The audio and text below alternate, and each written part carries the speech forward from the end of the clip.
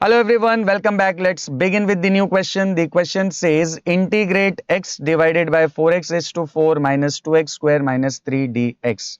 Slightly tricky question, so without wasting any time, let's quickly begin with the solution.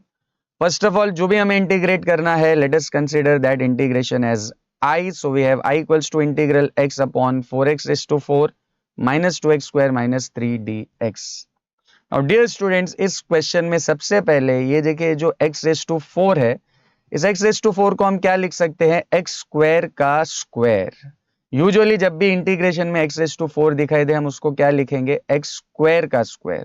Similarly अगर x raise to 6 दिखाई दे तो उसको हम क्या लिख सकते हैं, x क्यूब का स्क्वायर. एंड अगर x रेस टू 8 दिखाई दे तो हम उसको क्या लिख सकते हैं, x रेस टू 4 का स्क्वायर एंड सो ऑन. तो यहां पर भी हम x रेस टू 4 को क्या लिख सकते हैं, x स्क्वायर का स्क्वायर. तो नेक्स्ट स्टेप में जो हमारा इंटीग्रल है वो हो जाएगा x divided by 4 into x square का square minus 2x square minus 3dx. अब ऐसा करने से हमें क्या एडवांटेज हो गया है, ये x स्क्वायर जैसे दो सिमिलर टर्म्स हमें डिनोमिनेटर में मिल गए हैं. और अगर मैं इस x स्क्वायर को कोई एक नया वेरिएबल t ले लेता हूं तो ये क्या 4t square minus 2t minus 3 मतलब एक क्वाड्रेटिक इक्वेशन बन जाएगी. Yes of course.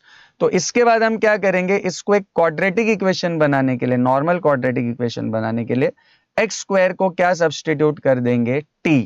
So let's consider x square as some new variable t. अब इंटीग्रेशन में रूल क्या है, जब भी हम सब्सटीट्यूट करते हैं we have to differentiate it. So differentiating it with respect to x, x square का डेरिवेटिव सभी को पता है 2x हो जाएगा. एंड t का differentiation with respect to x क्या हो जाएगा, dt by dx.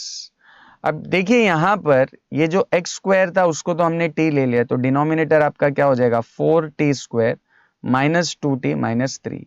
But still numerator में देखिए x और dx मतलब दो अभी भी x वाले टर्म्स बचे हुए. बट रूल सेज कि जब हम कोई नया वेरिएबल t सब्सटीट्यूट करते हैं इंटीग्रेशन के अंदर तो पूरा का पूरा क्वेश्चन हमारा किस में चेंज हो जाना चाहिए, t के टर्म्स में.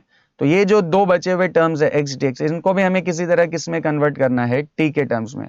और वो हम कैसे कर सकते हैं, ये जो डिफरेंशिएशन किया है यहां से. तो इसमें अगर मैं dx को लेफ्ट साइड पर भेज दूं और 2 को भेज दूं राइट हैंड साइड पे, तो लेफ्ट हैंड साइड पे we have x dx and that will be equal to dt by 2. तो इससे क्या एडवांटेज हो जाएगा, ये जो x dx है, x dx इसकी जगह पर हम क्या लिख सकते हैं, dt बाई 2. तो ओवरऑल जो हमारा इंटीग्रेशन है वो पूरा का पूरा किस में कन्वर्ट या ट्रांसफॉर्म हो जाएगा, t के टर्म्स में. सो इन द नेक्स्ट स्टेप जो हमारा मेन इंटीग्रेशन है वो हो जाएगा इंटीग्रल. अब ये क्या है, 1 upon 4t square, right, 4t square minus 2t, correct, क्योंकि हमने एक्स स्क्वायर को क्या अज्यूम किया हुआ है, t. तो 4t square minus 2t minus 3. और ये जो x dx है, x dx की जगह पर क्या आ जाएगा, dt बाई 2. अब ये dt बाई 2 में जो 2 कांस्टेंट है ये इंटीग्रल के बाहर जा सकता है. So we have 1 upon 2 integration 1 upon 4t square minus 2t minus 3 dt. अब ये देखकर हमें क्लियरली समझ में आ गया कि ये एक 1 अपॉन क्वाड्रेटिक टाइप का क्वेश्चन है, राइट. कौन सा टाइप है, 1 अपॉन क्वाड्रेटिक. और 1 अपॉन क्वाड्रेटिक क्वेश्चन को सॉल्व करने के लिए हमें सिंपली क्या करना है, ये कुछ स्टैंडर्ड 3 फॉर्मूले हमारे पास, इनमें से किसी एक फॉर्मूले को यूज करना है, दैट्स इट. बट इन फॉर्मूले को यूज करने के लिए हमें यहां पर कुछ एडजस्टमेंट्स करने पड़ेंगे, जिनमें सबसे पहला एडजस्टमेंट क्या है, ये जो टी स्क्वायर का कोएफिशिएंट है वो क्या होना चाहिए, 1. और हमारे केस में कोएफिशिएंट कितना है, 4. तो इसको 1 करने के लिए हम सबसे पहले क्या करेंगे, इस 4 को इंटीग्रेशन के बाहर शिफ्ट करेंगे.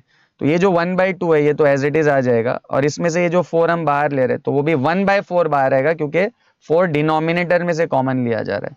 तो 1/4 बाहर, और इंटीग्रेशन में भी है 1 अपॉन, अब देखिए यहां से तो 4 चला गया तो ये हो जाएगा टी स्क्वायर. अब 2 में से 4 कॉमन नहीं जा सकता था तो ये हो जाएगा आपका 2/4t. एंड सिमिलरली 3 में से भी हम 4 को कॉमन नहीं ले सकते तो ये हो जाएगा 3/4dt, करेक्ट. तो हमने इन तीनों में से क्या कॉमन ले लिया है, 4 को कॉमन ले लिया, तो ये हो जाएगा टी स्क्वायर, ये हो जाएगा 2/4, ये हो जाएगा 3/4. अब ये 1/2 इंटू 1/4 हो जाएगा 1/8. और इसको हम थोड़ा सा 2/4 को और सिंप्लीफाई करके क्या लिख सकते हैं, 1/2. तो इंटीग्रेशन आपका बन जाएगा 1 upon T square minus 1/2t minus 3/4dt. अब देखिए हमने कोएफिशिएंट तो 1 बना दिया है. अब कोएफिशिएंट 1 बनाने के बाद नेक्स्ट स्टेप में ये जो क्वाड्रेटिक है इसको एक इसको हम क्या बोलते हैं, जनरल क्वाड्रेटिक। अब जनरल क्वाड्रेटिक मतलब क्या, उसमें एस टी स्क्वायर वाला टर्म भी होगा, टी वाला टर्म भी होगा और कांस्टेंट टर्म भी होगा, राइट। तो जनरल क्वाड्रेटिक को स्टैंडर्ड क्वाड्रेटिक में कन्वर्ट करने के लिए हम सबसे पहले क्या करेंगे, इसको कंप्लीट स्क्वायर के फॉर्म में कन्वर्ट करेंगे। एंड कंप्लीट स्क्वायर के फॉर्म में कन्वर्ट करने के लिए हमें क्या फाइंड करना पड़ेगा, थर्ड टर्म। कभी कभी इसको लास्ट टर्म भी बोला जाता है। तो थर्ड टर्म मिलता कैसे, हाफ मल्टीप्लाइड बाय ये जो भी t का कोएफिशिएंट है, t का कोएफिशिएंट है half, so half into half the whole square, right. तो थर्ड टर्म कैसे मिलता है, half into coefficient of t and उसका square.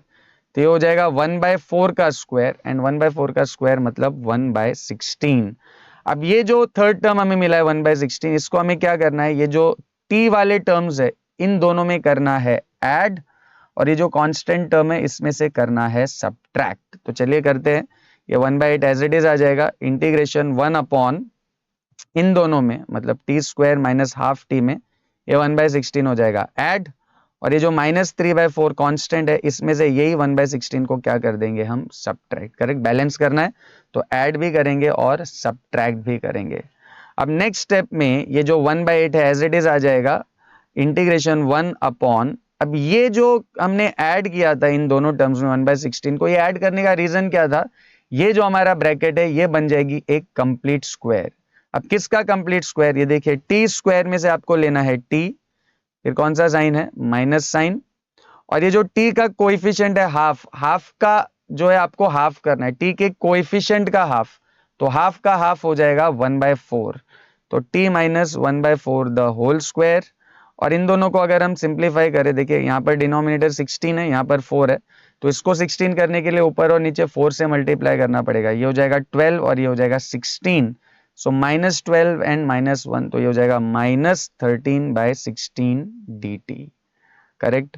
Now in the next step this 1/8 will remain as it is, then 1 upon t minus 1/4 the whole square भी as it is आ जाएगा। अब ये जो 13/16 है इसको हम क्या लिख सकते हैं कंप्लीट स्क्वायर के फॉर्म में, √13/4 का स्क्वायर, करेक्ट, √13/4 का स्क्वायर dt। अब ये जो है ये फाइनल फॉर्म एग्जैक्टली हमारा जो फॉर्मूला नंबर 2 है उसके साथ मैच हो रहा है, right. 1/x² minus a square which is 1/2a log mod x minus a upon x plus a।